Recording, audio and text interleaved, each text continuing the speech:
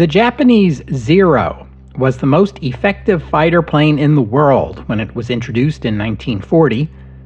The plane and its sophisticated design were a key reason why Japan won victory after amazing victory in the opening months of the war in the Pacific.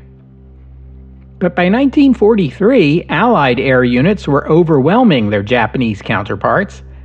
Japanese air superiority became a thing of the past. Welcome to the history of the 20th century.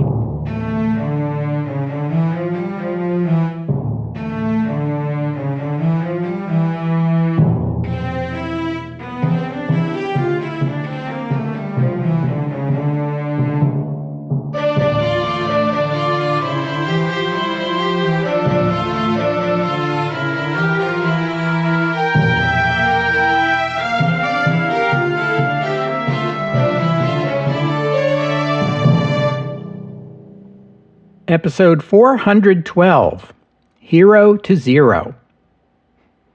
Today, let's look at developments in 1943 in the Pacific Theater.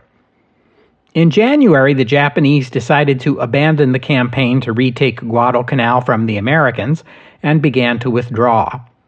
In eastern New Guinea, Australian ground forces had been steadily pushing the Japanese westward. The Navy's decision to abandon Guadalcanal persuaded the Japanese Army that holding the northeastern coast of New Guinea was more crucial than ever. If the Australians and the Americans succeeded in driving Japanese troops off New Guinea, then Japan's most important military base in the region, Rabaul on New Britain, would be vulnerable. The port town of Lae was now Japan's most important base on New Guinea. With the Australians closing in after their victories in 1942, some 6,500 Japanese soldiers were defending Lae. In January, the Japanese sent a force inland with the goal of seizing an Australian-controlled air base at Wau, but the Australians were able to turn back the Japanese advance. In February, the Japanese Army transferred its 51st Infantry Division from Indochina to Rabaul, intending to send it forward to Lae in early March. But the American general George Kenney, commander of Allied air forces in the region, took note of increased Japanese aerial reconnaissance and deduced the Japanese were planning something important. He increased his own reconnaissance flights, which detected large numbers of transports and merchant ships gathering at Rabaul. Allied codebreakers at Melbourne intercepted and decrypted a message that revealed the destination of the convoy would be Lae. The Allies moved their air units in the region to forward positions on New Guinea to be ready for the Japanese ships when they came. The Allies had been experimenting with some new anti-ship tactics for their bombers. One was to install heavy machine guns that could be used to strafe enemy ships. Another was skip bombing, which involved approaching the enemy ship low and from the side, similar to the approach of a torpedo bomber, then dropping the bomb near the target. Its forward momentum would cause the bomb to skip across the water and strike the side of the ship. Newer bombs were designed with 5-second delay fuses, which allowed the bomb to break through the hull or the deck of the ship and to make its way into the interior before exploding. The Allies had more planes in the area than the Japanese were expecting, 127 fighter planes and over 200 bombers. The Japanese convoy left Rabaul for Lae on February the 28th, carrying nearly 7,000 Japanese soldiers aboard 8 transports escorted by 8 destroyers. On March 3, 1943, a squadron of B-17 bombers attacked the Japanese convoy, forcing it to disperse. One of the B-17s was shot down by Japanese Zeros. The fighters then fired on the B-17's crew members as they descended on their parachutes. 90 more planes followed, attacking the convoy with the new skip bombing tactic. Within minutes, every Japanese ship in the convoy was either sunk or seriously damaged. The attacks continued all afternoon. The Allies sank all 8 transports and 4 of the 8 destroyers, then strafed the surviving Japanese in their lifeboats.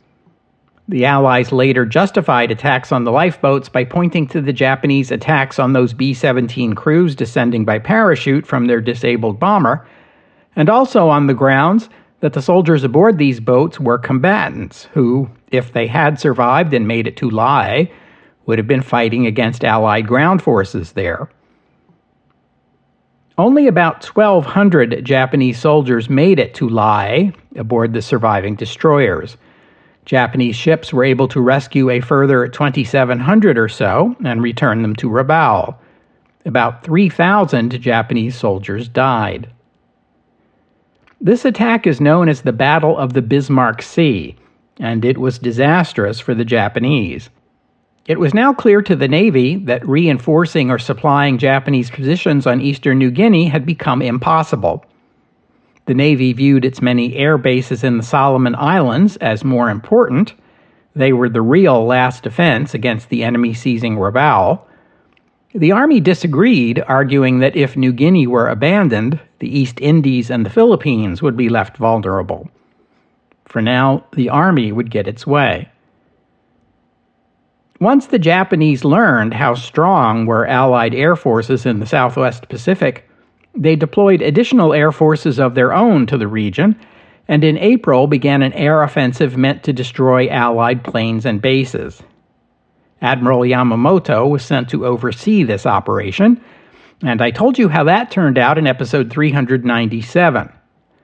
Overeager Japanese fighter pilots, as usual, vastly overestimated the number of Allied planes they had destroyed, leading the Japanese to believe they had dealt a heavy blow.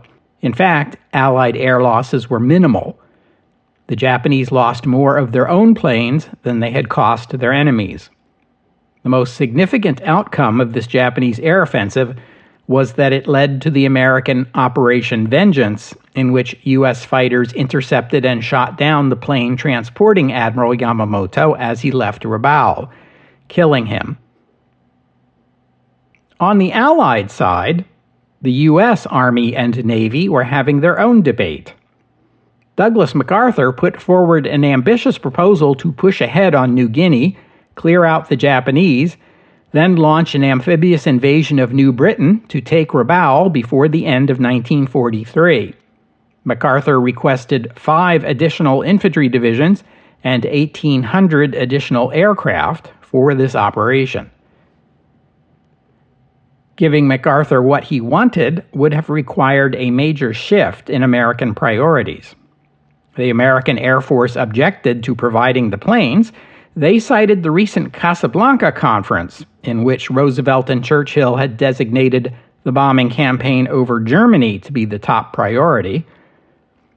The argument had to be resolved by the service chiefs, General Marshall and Admiral King.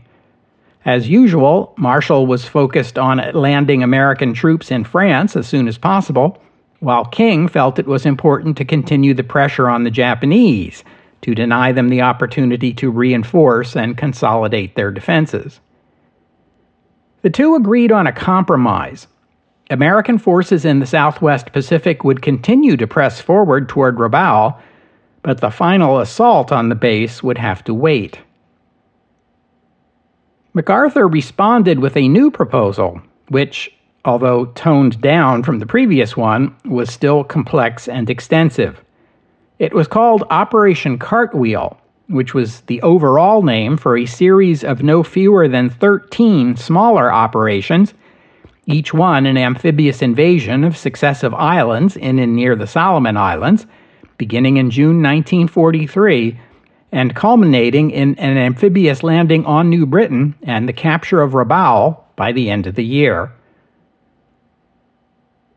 The Southwest Pacific was quiet over the months of May and June 1943, as both sides prepared for battle by bolstering their advanced positions with additional air and ground forces. On June 30th, the lull ended when the Americans began landing on the island of New Georgia, in the center of the Solomon Islands chain.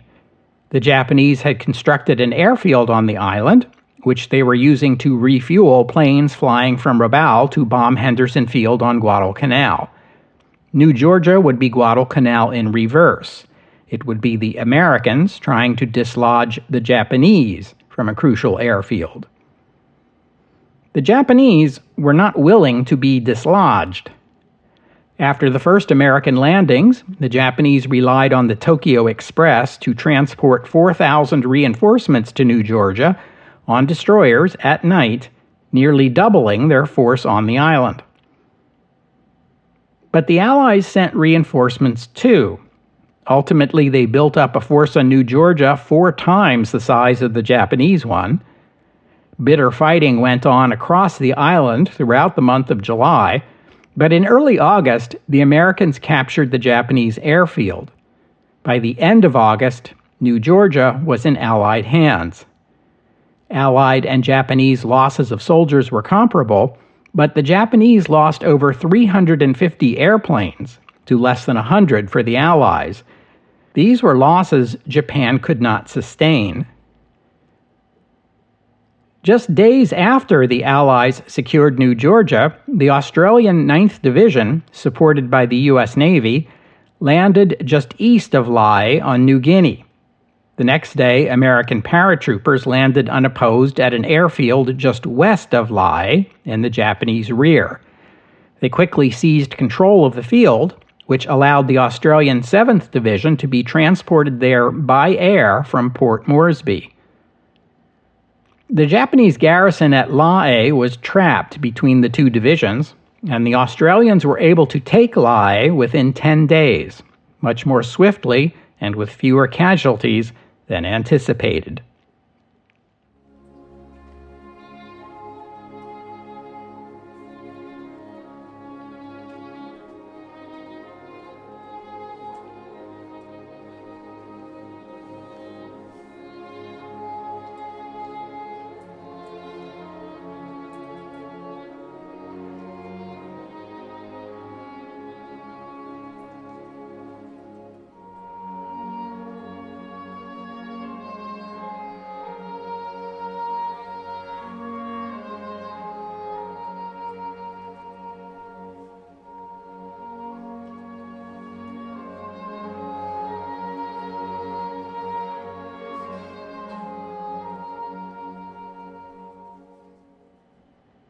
If you recall my descriptions of the Japanese attack on Pearl Harbor in December 1941 and the months afterward, a period during which the Japanese won victory after victory and expanded control rapidly across the Western Pacific, you know what a crucial role Japanese air power played in those battles. Consider what Japanese planes accomplished at Pearl Harbor, and how days later they stunned the Royal Navy by sinking HMS Prince of Wales, one of the RN's newest and most fearsome battleships. With that in mind, you might well be wondering why it is that in mid-1943, just 18 months later, Allied air power is beginning to surpass the Japanese, and increasingly it is American aircraft that rule the skies in the Southwest Pacific. America's industrial capacity, its ability to produce new aircraft at a much greater rate than Japan could, is part of this story, but the Japanese had also lost their qualitative advantage. How did that happen? The nature of the war in the Southwest Pacific, hopping from island to island, makes air power crucial. The multitude of small islands hamper the advance of ground forces, but offer many opportunities to build airfields. Air units have to protect naval warships and troop transports in order for ground units to advance, and even after an island is secured, air cover is essential to ensure the occupying garrison can be supplied. The story of Japanese air power is mostly the story of the workhorse Japanese fighter plane, the Mitsubishi A6M, better known as the Zero. The story of the Zero begins with its predecessor, the Mitsubishi A5M, which was introduced in 1936. The letter A signifies a carrier-based fighter. The 5 signifies it was the 5th Type A plane developed for the Navy, and the M stands for Mitsubishi. It was commonly known among the Japanese as the Type 96, because the year it came into service was 2596 by the Japanese imperial calendar. In 1942, an American military intelligence officer stationed in Australia developed a set of designations for various types of Japanese warplanes, and it soon caught on among the Allies. Fighter planes were given men's names, and bombers were given women's names. The Type 96 was still in service after Pearl Harbor, and he dubbed it Claude. The Claude was one of the first monoplane carrier fighters in the world. It had an open cockpit and fixed landing gear. By the time the Type 96 entered service, the Navy was already beginning the process of developing the next generation of carrier fighter. They specified a fighter that was faster, with a greater rate of climb and a longer range. Some aircraft designers believed the Navy's specifications were impossible to meet, but Mitsubishi's chief designer, Horikoshi Jiro, who had also designed the Type 96, accepted the challenge. Horikoshi realized that the only way to meet the Navy's specifications would be if the aircraft was remarkably low weight. So keeping the new plane as light as possible was a key design goal. The new plane would be built using a new top-secret aluminum alloy developed in Japan that was stronger for its weight than any existing alloy. To keep the plane light, it had no armor to protect the pilot, the engine, or the fuel tanks, as did most other fighters. It had an enclosed cockpit and retractable landing gear, which increased performance. The Mitsubishi A6M entered service in 1940, which by the Japanese imperial calendar was the year 2600, and so it became known as the Type 0. Allied intelligence labeled it the Zeke, but it was more commonly referred to as the Zero, even on the Allied side. The Zero first flew in combat over China, where it thoroughly outclassed the Soviet I-15 and I-16 fighters the Chinese were using. The Zero combined speed, maneuverability, firepower, and range, and it was superior to any other fighter plane in the world at the time, and that includes the British Spitfire and the German Messerschmitt 109 that were at this same moment duking it out in the skies over Great Britain. And the Zero could take off and land on an aircraft carrier, something neither of its rivals could do. By 1941, reports were reaching the British and American militaries about the phenomenal new Japanese fighter plane, but intelligence officers in both countries tended to dismiss these claims as far-fetched. The new Japanese fighter could best Soviet planes flown by Chinese pilots, but it was surely no match for the best British and American planes flown by Western pilots. Westerners regarded the Japanese as excellent copyists of technologies and designs imported from the West, but thought them incapable of innovation. Apparently, only white people can come up with new ideas. In December 1941, the Western Allies got a nasty surprise, which you already know about. RAF pilots engaged Japanese planes using tactics honed during the Battle of Britain, but found they were useless against the Zero. The Spitfire was faster than the Zero, but the latter was more maneuverable, and its range meant it could stay in the air far longer than the British plane. The Zero's range also meant that these planes had the uncomfortable tendency to appear and attack Allied units who had thought they were safely beyond the reach of Japanese air power.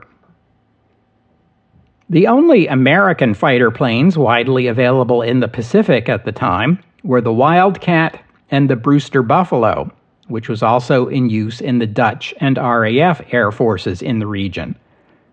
The Buffalo was hopeless against the Zero. American pilots were soon calling it the Flying Coffin. The more modern carrier fighter in the American arsenal was the Grumman F-4F Wildcat, which was also used in the Royal Navy and the Royal Canadian Navy.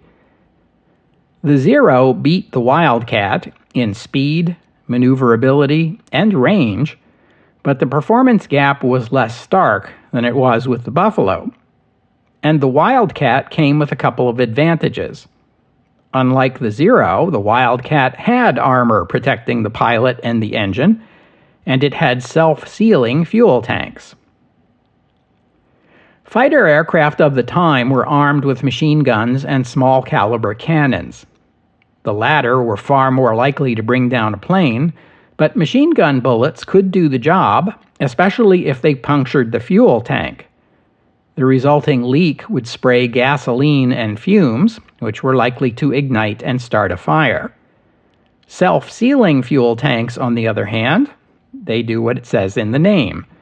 When a bullet punctures the tank material, raw rubber inside fills the hole. Horikoshi chose not to put self-sealing tanks onto the Zero to keep the weight down. For this reason, it wasn't only Allied pilots who got some nasty surprises early in the fighting. Japanese pilots shot up Wildcats to a degree that would have reduced a Zero to a ball of flaming wreckage, but the Wildcat would still be in the air and still shooting back. And speaking of pilots, the dramatic success of the Zero in the early months after Pearl Harbor is attributable not only to the superior qualities of the aircraft itself, but also to the high quality of Japanese pilots. The Japanese military ran a rigorous program of pilot training that focused on quality over quantity. Even so, Japan had ample numbers of trained pilots in 1941 who were graduates of that program, including many who had gained further valuable combat experience in China. Now, I'm not suggesting that Allied pilots were green rookies. They were not. Allied pilots also had to go through extensive training programs, but training and experience are two different things. Allied pilots entered the war with Japan unfamiliar with the capabilities of the Zero and of its pilots. American pilots had no combat experience. Some British and Commonwealth pilots were veterans of the Battle of Britain, but as I said, their experience proved to be of little use against the Zero. Among the first American pilots who faced off against Japanese Zeros were members of the American Volunteer Group who were flying for the Chinese Air Force. This is the unit better known by its nickname, the Flying Tigers. The Flying Tigers quickly learned a simple truth. You don't get into a dogfight with a Zero. Their commander, Claire Chennault, passed on the unit's observations about the capabilities of the Zero to Washington, but even then, the American military found them hard to believe. A breakthrough came from the commander of an American naval aviation unit named John Thatch. Even before Pearl Harbor, when Thatch was stationed at San Diego, he considered the problem of how a Navy Wildcat might fight back against a plane with the Zero's rumored maneuverability. By manipulating matchsticks on his kitchen table during his off hours, Thatch devised a tactic that came to be known as the Thatch Weave. In the simplest terms, two fighter planes fly together. If an enemy fighter comes up behind one of them, the two planes would turn toward each other and cross paths. Timed properly, this would put the pursuing enemy plane square in the sights of the second plane as it approached the path of the first. Thatch and his pilots from his squadron tested his idea in mock combat, and it seemed to work, even against superior enemy aircraft. Thatch's squadron entered combat for the first time during the Battle of Midway, flying from the carrier USS Yorktown, and the maneuver proved successful in live combat. And if I'm talking about the Battle of Midway, I should also say a word about the other kinds of planes that flew from Japanese and American carriers. Besides the fighters, the Japanese Zero and the American Wildcat, there were also torpedo bombers and dive bombers. The Japanese torpedo bomber, formerly the Nakajima B-5N, dubbed Kate by the Allies, was also a well-designed and successful plane responsible for sinking USS Arizona, Oklahoma, and West Virginia at Pearl Harbor, Lexington at the Battle of the Coral Sea, Yorktown at Midway, and Hornet at the Battle of the Santa Cruz Islands. The American torpedo bomber, the Douglas Devastator, was far less successful. It was an inferior plane in itself, while also suffering the disadvantage of carrying unreliable torpedoes that usually ran too deep or failed to explode. If you remember Midway and those other battles in 1942, you'll remember that American torpedo bombers seldom accomplished very much. It was the American dive bombers that scored most of the hits, including sinking 4 Japanese carriers at the Battle of Midway. The U.S. dive bomber, the Douglas Dauntless, was a better plane than its Japanese counterpart, the Aichi D-3A, known to the Allies as the Val. The Val did its share of sinking Allied ships, most notably the British aircraft carrier HMS Hermes, during the Japanese raid on British Ceylon in April 1942. The Battle of Midway cost Japan dearly, including losses of hundreds of planes and experienced pilots. The Japanese were forced to accelerate their pilot training program to compensate for the losses. But keep in mind that faster training means lower quality pilots. I should mention here, for the sake of clarity, that both the Japanese and the Americans highly valued their naval air pilots, as they should, since replacements were costly to train. Normally, there would be surface ships and a submarine or two in the area with orders to rescue any downed pilots from the ocean, even when under enemy fire. Pilots on either side who were shot down over water had something around a 50-50 chance of rescue. In the case of the Battle of Midway, most of the pilots the Japanese lost were not shot down. More often, they went down with their carriers when the Americans sank them. Which brings me to a story. You'll recall that the Japanese landed forces in the Aleutian Islands at the same time as the Midway operation. On June 4th, 1942, the same day that the Battle of Midway began, a force of Japanese carrier planes bombed the American naval base at Dutch Harbor. One of those planes was a Zero, piloted by 19-year-old Koga Tadayoshi. Koga's plane was hit by American machine gun fire, probably from anti-aircraft units defending the base. One of those bullets hit an oil line, and the plane began leaking oil. The Japanese plan for this raid included a provision for what pilots should do if their planes became disabled and they couldn't return to the carrier. They were ordered to land on nearby Akutan Island. A Japanese submarine was stationed nearby, ready and waiting to pick up any Japanese pilots forced to land there. That is what you call planning. Koga flew his plane to Akutan, and 2 other Zeros escorted him. That was also part of the plan. Koga attempted to land his plane in a grassy field on the island. Sadly for him, he did not realize the ground was swampy. If he had known that, he would have attempted to land his plane on its belly without extending his landing gear. But he didn't know that. He did extend his landing gear, and when the wheels touched down, they got stuck in the mud, which caused the plane to flip over onto its back. Koga died in the crash, probably the result of a serious head injury. The other 2 pilots saw that the plane had crashed, but it was largely intact. Their orders were to destroy any Zero that crashed in order to prevent the enemy from learning the plane's secrets. But these pilots believed Koga was still alive inside his plane, and they couldn't bring themselves to shoot at him, so they returned to their carrier. The submarine waited for Koga to come to the shore so they could take him aboard, but they never saw him, and they had to leave the area abruptly when an American destroyer turned up. A month later, the crashed Zero was spotted by an American PBY Catalina reconnaissance plane that had gotten lost. The crew reported the crash, and salvage teams were sent from Dutch Harbor, and they were able to free the plane from the mud, drag it to the shore, and put it on a barge. They also buried Koga's corpse. The captured Zero was in pretty good shape.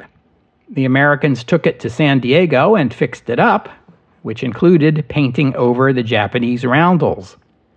These are the circular insignias painted on the warplanes of most nations to identify their nationality. The Japanese roundel was simply a red circle representing the rising sun. Allied pilots called it the meatball. On this Zero, it was replaced by the American roundel, which at the time was a blue circle with a big white star inside. By September, the Zero was fixed up and ready to be flown by American test pilots, who would study the aircraft's performance. They discovered a few vulnerabilities that could be exploited. First, the ailerons didn't work so well at high speeds, meaning the plane wasn't so maneuverable when it was moving fast. Second, Zeros could roll left much more easily than they could roll right. Third, Zeros had carburetors, and these cut off the fuel to the engine during steep dives. Alert listeners may recall when I told you the British Spitfire had the same problem during the Battle of Britain. These discoveries suggested countermeasures that Wildcat pilots could use to evade Zeros. For example, if you have a Zero on your tail, try a power dive, wait until the Zero's engine begins sputtering out, and make your getaway. Or increase speed, then roll to the right. The Zero probably can't keep up with you. By 1943, American pilots were learning how to deal with the Zero. And also by 1943, they had a new type of fighter plane to work with, the F-4U Corsair, a new naval fighter and fighter bomber. Development of the Corsair began in 1938, with the first test models available by late 1940. The Corsair was the first American single-engine fighter plane that could fly at speeds in excess of 400 miles per hour. That's about 650 kilometers per hour for you metric people. The U.S. Navy received its first production model Corsairs in mid-1942.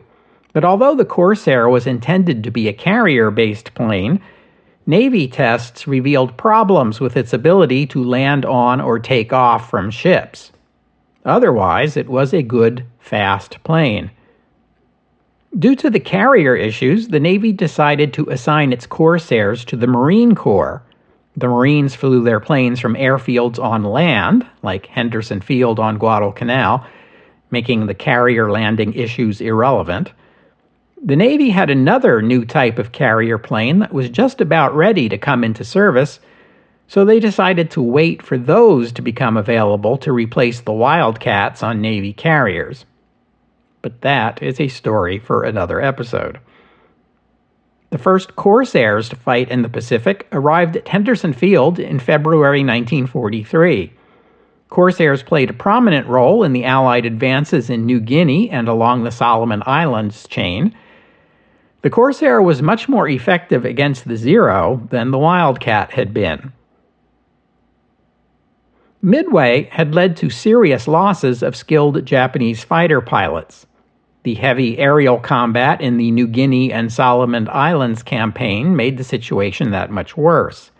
The Japanese responded to this problem by rushing pilots through increasingly abbreviated training programs, which meant Japanese pilot quality was going down, which meant more losses of Japanese planes and pilots, which meant further declines in quality.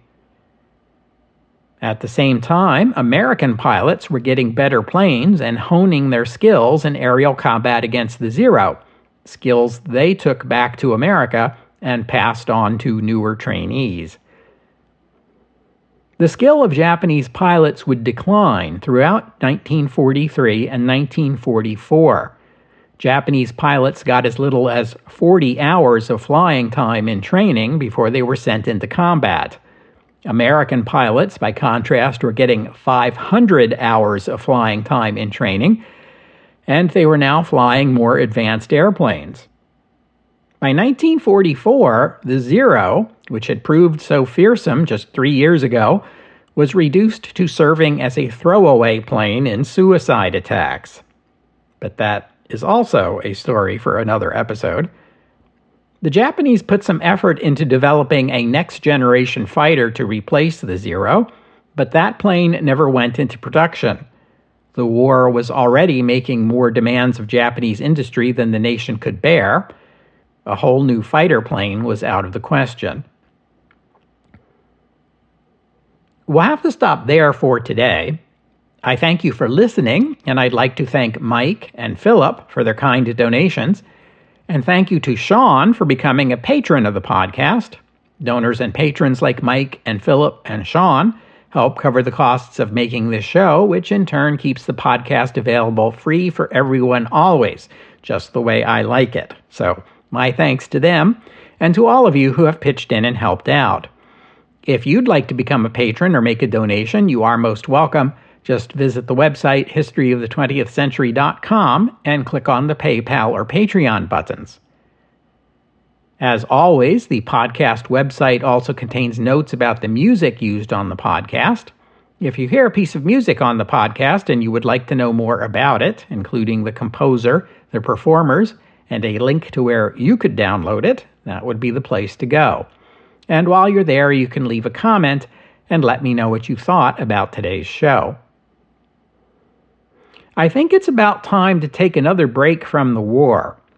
So I hope you'll join me next week here on the History of the 20th Century as we round off our survey of Hollywood film studios with a look at the biggest player of the day, MGM. Frankly, my dear, that's next week, here on the History of the 20th Century. Oh, and one more thing. Germany suffered a decline similar to Japan's in the quality of its Luftwaffe pilots over the same period. And you might be asking yourself why both Germany and Japan rushed their pilots through such perfunctory training rather than follow the American model. The short answer to this question is petroleum. The United States had plenty of aviation fuel available, both for combat and for training, while by 1943, stocks of aviation fuel in Germany and Japan were sinking to dangerously low levels. Frontline combat got first priority for what fuel there was and what planes were available. The flying schools had to make do with whatever they could get.